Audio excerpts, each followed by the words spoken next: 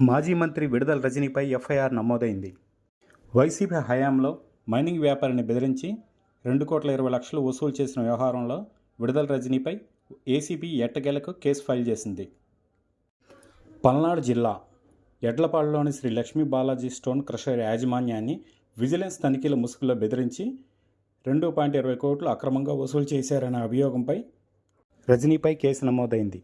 ఈ వ్యవహారంలో ఆమెకు సహకరించిన పలు అధికారులపై కూడా కేసు నమోదైనట్టు తెలుస్తోంది. జగన్ పాలనలో అధికార పార్టీ ప్రజాప్రతినిధులు, కొందరు ఐపీఎస్లు మాఫియాగా ఏర్పడి వ్యాపారస్తులను బెదిరించారు.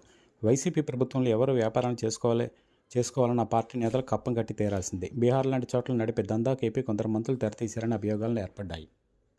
2019లో చిలకలూరుపేట ఎమ్మెల్యేగా వైసీపీ తరపున గెలిచిన రజనీ ఆమె ప్రజాసేవ కన్నా వసూలు దందాన్ని ఎక్కువ పెట్టినట్టు అభియోగాలు నమోదయ్యాయి. విడుదల రజనీపై కేసు నమోదు కావడంతో ఆమె అరెస్టు తప్పదా అనే అనుమానాలు వైసీపీ శ్రేణుల్లో మొదలయ్యాయి.